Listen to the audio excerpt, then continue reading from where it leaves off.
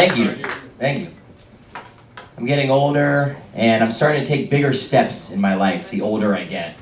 For example, I just moved in with my girlfriend. That's very exciting. Thank you. Thank you. It's very exciting. I knew this relationship was going to be something special because I was so smitten right away.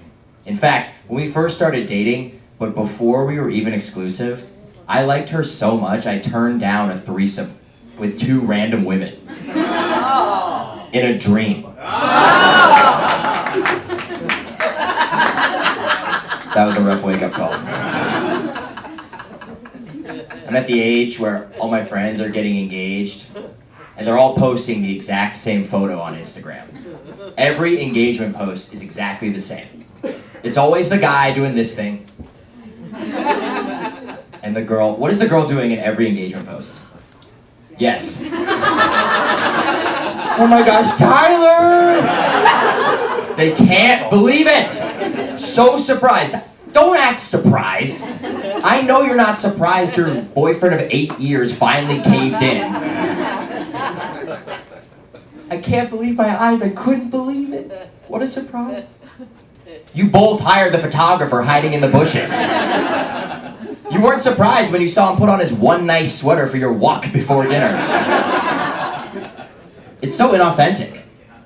I think if you want to post something real, you should post a picture of the engagement ring from Tiffany's you really wanted. And live stream the awkward car ride home when he gets a knockoff from Costco instead. I feel like health studies are getting ineffective. I read another study that said American men eat too much red meat. American men eat too much red meat. Leads to cholesterol problems, heart disease. Did you know the states with the highest meat consumption are Texas, Kansas, and Oklahoma? Texas, Kansas, and Oklahoma.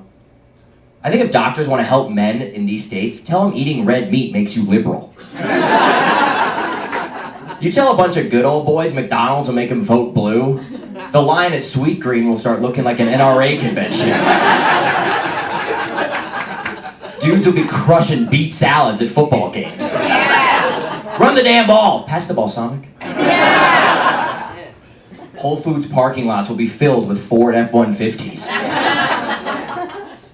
Actually, that's just Whole Foods in Dallas. I'm also finding that as I get older, I'm in a weird emotional place. Like I cry during movies now. I never used to do that. A lot of guys will tell you the first movie they cried at is Friday Night Lights or Gladiator. Mine was Sisterhood of the Traveling Pants. This is true. A few weeks ago I was traveling home from a wedding. I was super hungover.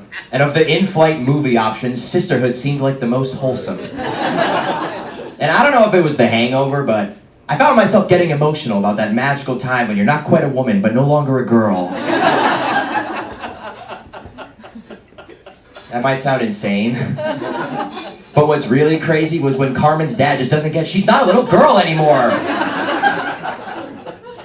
I do feel like movies are getting darker. Movies are just getting darker. I feel like every week there's a new Netflix movie about a serial killer. Or an HBO documentary about a pedophile. Even kids' movies seem to be more serious. I think Hollywood executives just sit around like, should we make an animated movie about magic or dragons? No, let's do depression and anxiety. We'll call it Inside Out 2. I get it though, entertainment reflects the culture. And I just think we're living in anxious times.